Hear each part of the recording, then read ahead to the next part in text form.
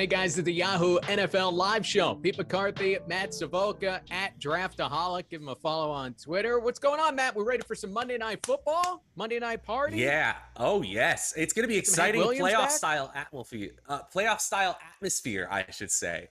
Don't know what word I was trying to say there.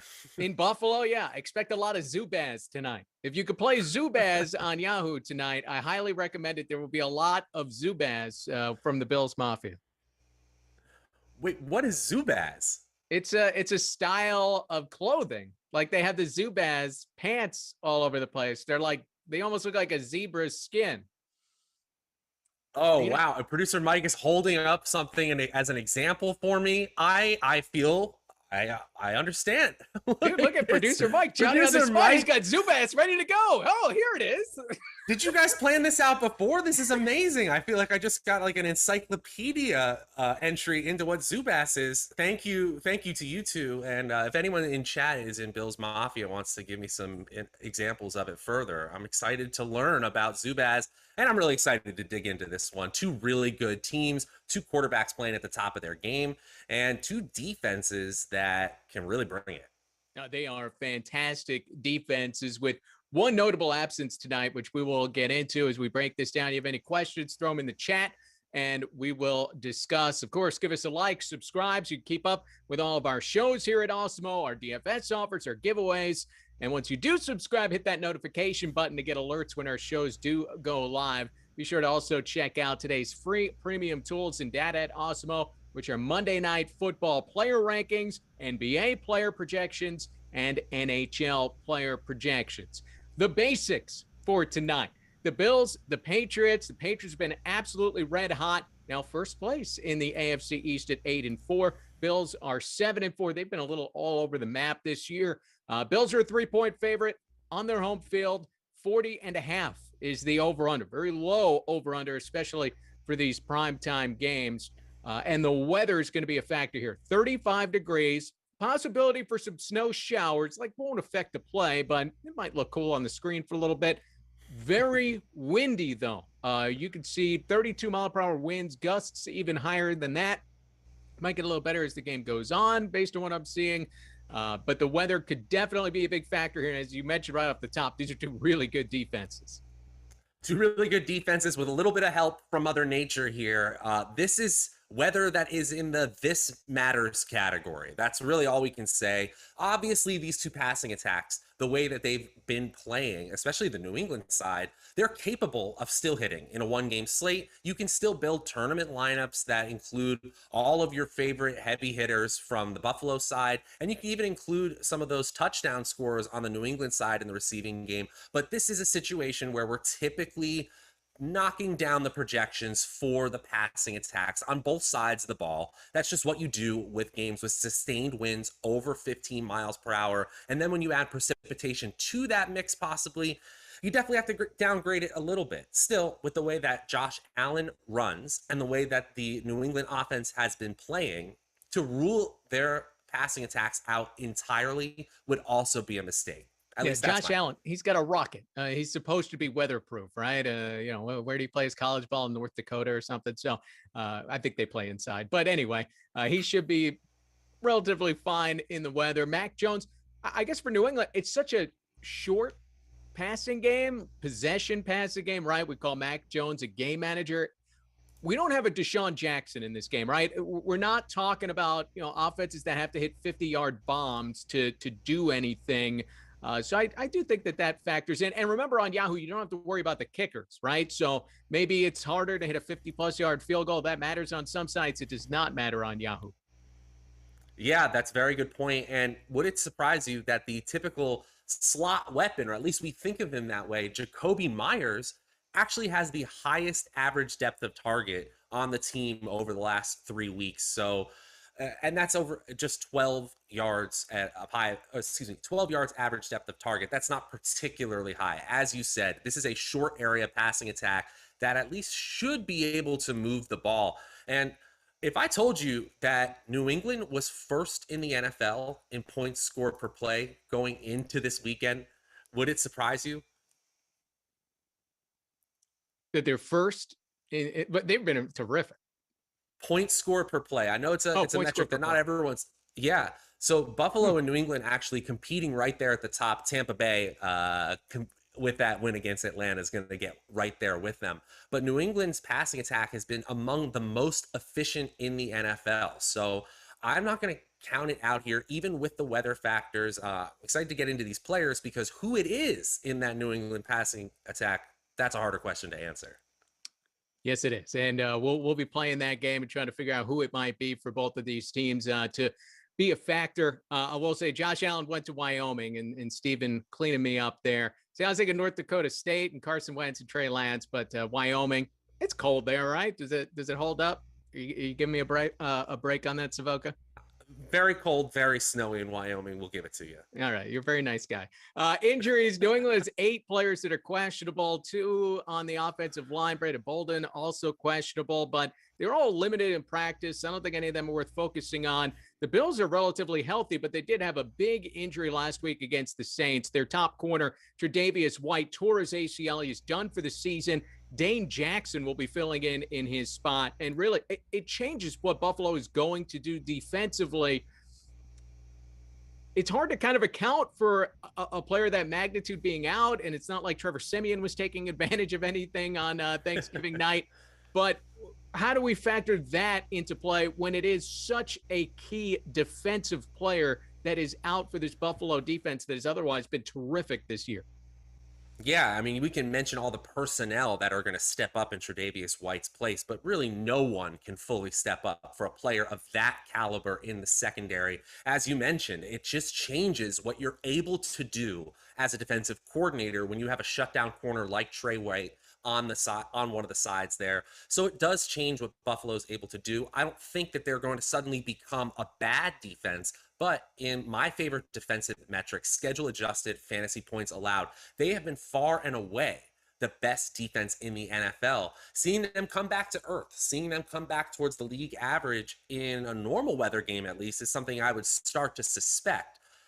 I don't think that means that it's an automatic go for this New England passing attack. I think what it really means ultimately, especially when you consider the offense for Buffalo, it just means that the offensive potential for this game, despite the game manager tactics of the New England side, it just goes up a little bit higher. The probability is just a little higher. Yeah, hey, look, if a lot of people want to play that this is going to be some 9-3 game, then there's some opportunity if you think they can score some points despite the weather and some of these things that we are talking about here. And we'll get into the Bills' offense and what they might be looking to do tonight in a moment. First, I'll tell you, look, our Awesemo Plus NFL Express Weekly Pass, dude, it's $3.95. It's the best way to introduce yourself to Awesemo Plus NFL and all of the tools that are at your disposal. You'll get access to our NFL DFS player and ownership rankings, our expert Slack chat, and everything we have to offer for showdown and single game contests, including player projections and ownership projections. New this year to the package is our season-long fantasy football package, which includes our strength of schedule tool, trade value tool, and fantasy streaming helper. Also included new this year is projected ownership and optimal lineup probabilities for tiers contests on DraftKings. So now's the time to try out Awesemo Plus NFL with our most expansive Express Weekly Pass ever. Head on over to the Awesemo Plus Join page and pick your pass up for only $3.95. Stop guessing, start winning. Join Awesemo Plus today. And as someone who I'll dabble with the classic play, but I love playing the showdowns. I play the showdowns even on Sundays at 1 o'clock. That's what I like to focus on. It is such an advantage having access to the top stacks tool, the single game tools that Awesemo puts together, and seeing where you can find some leverage, who's under-owned, who's over-owned. When I don't have it, it's like, I'm a little lost of how to figure this out. It is a tremendous tool, and it certainly helps you out for Yahoo as well. We'll give you the percentage of what a player's probability of being the optimal play are. So these are great tools. $3.95. So check that out. Bills passing game. Josh Allen, dude's $33, but good luck not paying for him. 25 touchdowns through the air this season. He has rushed for 3 touchdowns. As I mentioned earlier, he's kind of weatherproof in my opinion. He's been inconsistent this year, but especially on Yahoo, pretty forgiving, even if there are some turnovers or some hiccups for Josh Allen. It's really hard to get away from playing him tonight. Yeah, I completely agree. And obviously, your contest matters. The context in which you play a quarterback always matters for these single game slates. But Josh Allen just can hit in so many different ways. You know that he can hit through the air. He has multiple receiving weapons that he can go to deep or underneath. Even Dawson Knox, you would say, is a fourth high quality receiving option that they now have there. And even though they have been up and down this year, they are fourth in the NFL in total expected points added per play and second in points scored per play. They are extremely efficient when they are on. So I'm leaning more towards a stars and scrubs approach to my lineup construction process this week. And when I do that, I have no problem getting all the way up to Josh Allen, especially I'm going to stack him with his receiving weapons. But one thing I will add, if we want to lean into this weather narrative, he can get there with his legs. Mm-hmm. He has 33% of the Bills' rushing attempts inside the 10-yard line. So where it matters the most, near the end zone, Josh Allen is privy to keeping the ball himself. And of course, you know, as you said, he's got that cannon arm, that Wyoming hardened cannon arm that can probably make it through these games with this weather. This is a show me what you're worth, Josh Allen game for Bills Nation, I would say. And I think it's a big spot for him. You know, he was in that MVP conversation for a while. That has ratcheted down with the inconsistency of the Bills offense. And now he gets a Monday night game, division on the line to some degree here against New England. They play again over the course of this year. But look, you're on your home field. Mm-hmm. You want to have a big game, national audience, the whole 9 yards. You know, and as we talked about, Josh Allen's arm, it could even play in North Dakota. So how about that? Bills, receivers, tight ends, who we could be throwing the ball to. There's one obvious guy, Stephon Diggs. You got to pay up for him. $27. You're going stars and scrubs. You can get him in there. I love Dawson Knox. 2 touchdowns on Thanksgiving. He was hurt for a while there, but you know, has come back, looks healthy. He's a terrific red zone threat, 7 touchdowns, and even beyond the red zone because he's scoring some long touchdowns over the course of this season as well. Emmanuel Sanders, Cole Beasley, it kind of goes on and on. There are a ton of weapons. It's kind of hard to figure out who is the one who's going to be finding that end zone or having the big day through the air from Josh Allen. Yeah, it's tough, but tough in a way that, oh, there's going to be a lot of scoring and I want a part of it, not there's going to be no scoring, especially if the weather wasn't a concern. And again, we're still in that place. You mentioned it where the second half there might be less precipitation, possibility of less wind. Again, we're just going to mention it that playing for a shootout here is not a crazy idea, even though there are weather concerns. Diggs, of course, has had the most targets in this offense. He's had double the amount of the next highest receiver on the team since week 10 with 28 total looks. Dawson Knox, he's actually in second place. That might surprise a lot of people. You said he's really emerged since coming back from injury. 14 targets since week 10, and then Cole Beasley down at 12 targets. So it's really a 3-headed monster.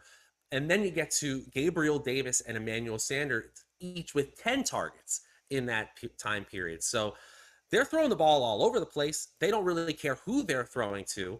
And we've seen in the last couple of weeks, they've even thrown to some auxiliary weapons. They've been scoring touchdowns. We've had some Matt Breida receiving scores. Yeah. Isaiah McKenzie's involved as well. The way I would play this if I'm entering multiple lineups is just have 2 receivers in a lineup and then just mix and match which one you want at the superstar spot. Because after Stephon Diggs, who obviously is the highest probability of them all, I'm fine with any of them, to be honest. They're all decent plays. Yeah, throw the dart, and we could see Dawson Knox with a touchdown, maybe 2 like on Thanksgiving. We could see Cole Beasley, maybe with the bad weather, they decide to go to the short passing game, and he ends up with a number of catches. Now, keep in mind that the PPR is just half a point on Yahoo versus a full point on some other websites, so it doesn't benefit you as much if he's not racking up yards or finding the end zone. And we've seen Emmanuel Sanders find the end of 4 touchdowns this year. There are a lot of options there. Gabriel Davis, you name it. And keep in mind, we've partnered here with Yahoo Fantasy this NFL season. We got some great offers for you, and you can check out our exclusive limited time offer, which gets you 1 free month of Awesemo Plus Platinum. Now, to qualify, you need to be new to Yahoo. Sign up for an account via the link below, deposit, and play. That's all. Yahoo will send us your name after you play in your first paid contest, and we'll reach out via email with your coupon. And if you need immediate access, email support@awesemo.com. We'll get you all set up. You can also claim a free $10 of site credit at Yahoo by clicking the link in the video description below, which can be used to enter any Yahoo contest, including tonight's $150,000 Monday Night Football Baller. Make sure to use our DFS tools and projections at Awesemo, designed specifically for Yahoo, to give yourself the best shot at winning big. And I love playing on Yahoo. I'll tell you, it's very hard to get away from the two quarterbacks. I actually went through, I think there have been 46 single game slates on Yahoo this year. And the favorite quarterback is in the optimal lineup like 81% of the time. And the underdog quarterback is in the optimal lineup about 80% of the time. So if you take anything away from our little show here, it is play both quarterbacks, because Teddy Bridgewater stunk last night. He was in the optimal lineup and he was only like 40% owned. It's so hard to get away from it, even when we're all concerned about the weather and this, that, and the other thing. It's the one that I've seen over and over and over again this year. So Mac Jones, I look at him and see he's $22. I mean, I love getting Mac Jones into this lineup, even if I'm not necessarily going to be pounding him in that superstar spot. Hey, exactly on the same page as you here. And yeah, that's some excellent stats there in regards to Yahoo specific stats. That's great information for us. And I often find myself gravitating away from using quarterbacks at the superstar position, but have more than the field at the flex spots for these quarterbacks, because I'm just finding a way to put them both in and then mixing and matching the players that I have around them in and out of the lineup. Yeah, Mac Jones has been really impressive this year. In the advanced metrics that I look at, QB composite efficiency, which involves expected points added per play and completion percentage versus the league expectation, Mac Jones is the 8th best quarterback in the NFL. So I've been incredibly impressed with the rookie, especially on this 6-game win streak, which has included a couple of high quality wins. They beat the Titans. This is a player that's not just, they beat the Browns. They're not just beating teams that they're supposed to. They're beating teams that are high quality opponents, the Chargers. So I really do think that Mac Jones is the best play on the Patriots side of the ball by a large amount, especially because we have so much uncertainty who's going to get the ball on a week-to-week basis in the receiving game. And the rushing attack has been a mixed bag too. So I'm going to have a ton of Mac Jones, most likely well over the field, particularly at the flex spot. You know, Mac Jones will be involved in this game. He's not going to take it over with his legs like Josh Allen is capable of, but he's going to have enough opportunities. And like we talked about, the scoring at Yahoo is just so forgiving to the quarterbacks. When the second best quarterback is just $22, you really can't get away from it. Wide receivers, who he could go to, tight ends will mix in too. This is where you're looking at. Hunter Henry is the highest priced guy, $15. I mean, it's a cheap passing game here for New England. Kendrick Bourne has found the end zone a ton of late, 5 touchdowns overall this year. He's 14. Jacoby Myers, he's off the schneid. He's got his 1 touchdown, 90 targets this year, a team high by a ton. He's $12. Nelson Aguilar, he's maybe the big play threat that gets weathered out of the game tonight, if you want to say that, trying to take the top off the defense is going to be tough, but he's $11, obviously big play threat. And then Jonnu Smith, another guy, minimum priced, and the second tight end in this passing game, certainly capable of finding the end zone. Yeah, that's the big thing for me is Jacoby Myers on paper. In a normal offense, I would be the most excited about, right? Since week 8, he's got 31 targets. No one else in this offense has 25. And then beyond that, it's 18 and below.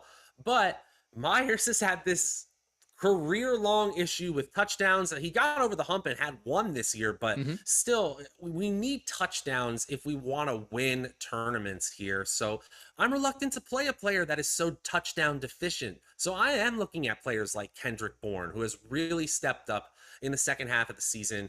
25 targets, as I mentioned before.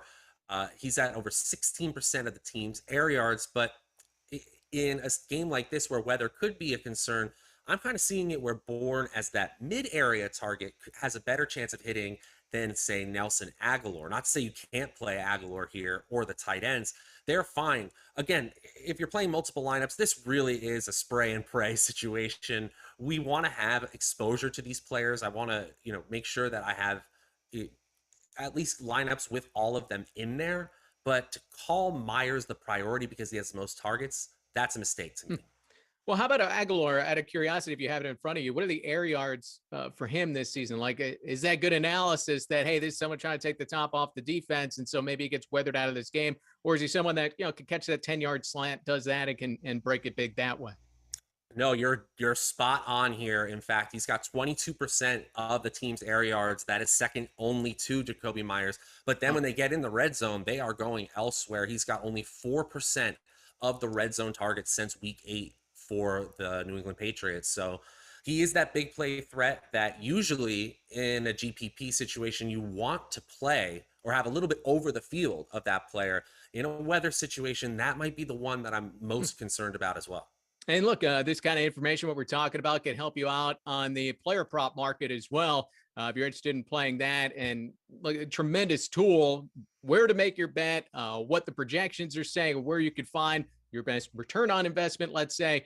You got to check out Odds Shoppers. Go to oddsshopper.com and lock in. And maybe Nelson Aguilar, I don't know what the number is on him tonight, but you might see it's lower than normal, in which case Vegas is looking at it the way that we are, or maybe they haven't adjusted for that. But, those air yards going to be tough to come by, you would think, tonight, with the weather being what we're expecting. Again, very windy in Buffalo. Running backs, this is where it really gets fascinating tonight.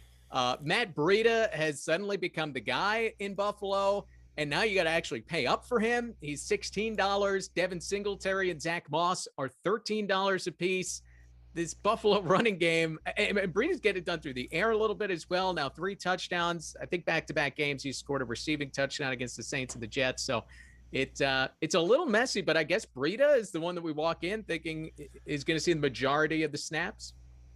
I don't know, actually, Pete, because Devin Singletary actually outtouched him last week. And if you look over the last 3 weeks as a sample, you still see Singletary with a lead on Breida. Now, I think there is some narrative to include here where at the post-game press conferences, there were people talking up Matt Breida. He is having an effect. His strong play is having an effect, obviously, on his snap share. But when his teammates are noticing as well, that's when the coach starts dialing up more opportunities for a player. I am a little concerned, though, that we have to pay up in salary already for him because he's already scored those touchdowns. I almost wonder if Devin Singletary is quietly the better option. We don't have ownership specifically for Yahoo, but I do think that unless you're looking at the underlying usage, you're going to think that Breida came away as the winner, the clear winner from the Buffalo backfield. It's anything but here. It's a true split. And as I mentioned before, when they get near the goal line, Josh Allen's number gets dialed a lot, which always scares me with Buffalo running backs. Not off my player pool or off my list by any means here, but I actually think I'm going to go with a more contrarian approach and away from Matt Breida. So stay away from running backs for Buffalo altogether, or is there a running back that you favor, even if Breida is the most expensive on Yahoo? I'm looking at my exposures. Obviously, I might run a little bit another crunch later on here, but yeah, I'm getting to a lot more Singletary than I expected. In fact, I have as much Singletary at the flex position as I do players like Emmanuel Sanders, just below Cole Beasley. He's a player that's involved enough on an offense that's going to score enough that I want to have involved. I don't think the salary is, it's really honestly great at 13. But that's not really the reason I'm going there. It's because he gets snap share. He's available. Honestly, I think near the goal line, the Bills' best play is running with Josh Allen. Yeah. So, that's why Josh Allen, as we'll talk about, it's kind of hard not only get away from him in your lineup, but really in that top spot, especially when you don't have to pay up to be in that superstar spot on Yahoo. Running backs for New England. We got Damian Harris, we got Stevenson, we got Brandon Bolden, who is questionable, but was limited practice. I think we'll find out he's playing later. We'll assume for now that he's playing. It's kind of like, hey, I'll tell you tomorrow who is the best player here. The Patriots have always been difficult to forecast with this. And one thing that I did notice in a lot of showdown games this year on other sites, you could see all three. There was at least one game, I think, against the Jets, and they scored 54 points. All three of these guys were in the optimal lineup. So they want to run the ball. They want to pound the rock. If you love New England to win this game, you can, I guess, get multiple, but it's hard to figure exactly what it's going to be. One thing that I did notice, looking at the numbers, Brandon Bolden is the pass catcher of this group. So depending on how you see the game going, just keep that in mind. If they're, a lot of third and longs or they fall behind, then Bolden becomes your guy.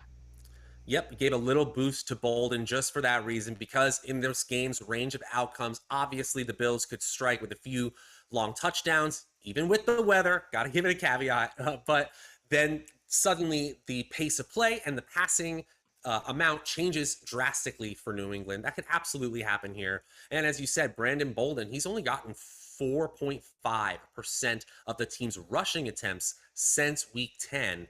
He's a receiving game option with the running back label next to him. So in the backfield, it's going to be a two-headed monster of Ramondre Stevenson and Damian Harris. If you look at the percentage of rushing attempts just from running backs over the last 3 weeks, Stevenson does have one more game played.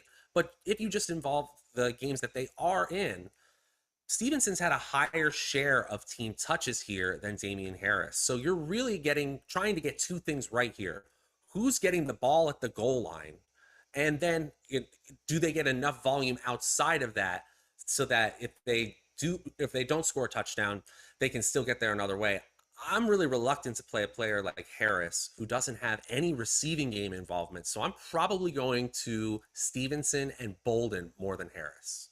Okay. There's not exactly Javonte Williams here where you're like, okay, this guy should be getting 20 plus touches tonight. And then I think did far beyond what we thought he might do last night, especially in a loss. But in New England, you got to try to figure who's going to be the guy, who's got the hot hand, and who's not going to fumble the ball in the first quarter and then be on the bench the rest of the game. Always one of those things to keep in mind with Bill Belichick. Right, I'm trying to guess what Bill Belichick is going to do. Like, if I could guess what Bill Belichick was going to do, then I should be a coordinator in the NFL, right? Yeah, you should be coaching. No one can. Yeah, we're wasting your talents if you know what Bill Belichick is going to do playing DFS here. Defenses, I guess it's hard to rule them out because of the weather. And I looked. Defense of the superstar spot has actually happened 3 times in the 46 Yahoo single game contest. So it's not impossible, but you almost certainly need a touchdown. It takes a little bit of luck. I'll say that the price tag really scares me off here because I want to pay up for the quarterbacks. Josh Allen is not necessarily cheap tonight. The Bills are $20 and the Patriots are $18. We know the Patriots are very capable of generating turnovers. They've been the really hot defense. The Bills defense is very, very good, as we mentioned, without Tre'Davious White tonight. I only play 3 or 4 lineups. I probably won't have a defense involved, but if you want to get different, this is one of the ways to do it, especially if you really believe the weather is going to be a big factor tonight. How are you playing this? I actually did give a boost to the Bills defense, specifically not at the superstar position. I don't think that in most game outcomes that they're getting to something like 25, 30 points, something that a quarterback can do, a solid 50% of the time. But I do think that getting to them in a game like this, especially this is Patriots riding a 6-game win streak, a lot of positive narratives. You could see things falling apart on the road in Buffalo. That is not a crazy outcome here. So I actually do have a ton of the Bills in the flex spot here. Not as much as the Patriots, not as much with the Patriots here, but I do have some. I'm just looking here. Yeah, again, not in the superstar spot, but I am going to take some chances, especially because the weather being a concern. Definitely going to go. It's easy to forget, but scores. Mac Jones is a rookie. Right, not playing like it, but he is. Yeah, I mean, he's got to go one of the toughest road environments, primetime game. If you're Buffalo, you get off of work at 5 o'clock and then you're ready to yell by the time 8 o'clock comes around. Your Zubaz pants, jumping through some tables, the whole 9 yards, getting ready for this game. And this is a huge game for the Bills. All these games against the Patriots, big rivalry. So should be a lot of fun, should be a lot of noise. There's a lot of wind, a lot of weather, a lot of things that maybe haven't all come together against Mac Jones, not to mention a really good defense in the form of the Buffalo Bills. So I certainly understand that. Top spot, I looked earlier, so maybe the number's a little different on the site now, but it had Josh Allen with a 48% chance to be the top scoring player on Yahoo in this game. Mac Jones was second, and it's a significant gap between those two. Again, I'm playing 3 or 4 lineups. I'll probably do like 2 or 3 with Allen and 1 or 2 with Jones, something like that, and I won't go elsewhere. But you like to get away from the quarterbacks in the top spot. Yeah, so I have slightly less than that, but Josh Allen is still my most popular superstar play. Let's not get crazy here. I do have Hunter Henry is my take a stand player this week, so I do have a significant amount of Hunter Henry just because I feel the touchdown upside is really there. But then I have plenty of Mac Jones. As you mentioned in our top plays tool on Yahoo, it's like a joke after the quarterbacks. Every single skill possession player has under 10% chance of being the top scorer. Just the way that the scoring platform lends itself to quarterbacks, they just are so often the top scorer. So I'll have plenty of both Jones and Allen. Yeah, I remember the Bucks Patriots game against Tom Brady's return to New England. Mac Jones was the optimal superstar in that game. He was like 23% owned. And that's just like flex. That's everything, not in the superstar spot. We don't get that number from Yahoo. So, you look at that, you were way different than the field. You put Mac Jones in that superstar spot in that game, and it paid off nicely for you. I'm going to guess that, his name has picked up a little bit, and there's more focus on him than the other quarterback than there was in that particular matchup. But certainly, real good chance of him getting to the top and being a big factor tonight. Monday Night Football, a divisional rival, some Zubaz. I'm sorry is back. Sorry to the state of Wyoming, but we learned some things today. We got some stuff done. We appreciate you watching Yahoo NFL Live, getting involved in the chat. There's still a ton more analysis to come. NBA Deeper Dive starts up at 4:15 Eastern here on the Awesemo DFS channel. NFL Showdown live before lock at 17 Eastern. You get some more insights from Mr. Savoca. So we look forward to that as well. For Matt, I'm Pete McCarthy. Take care, guys.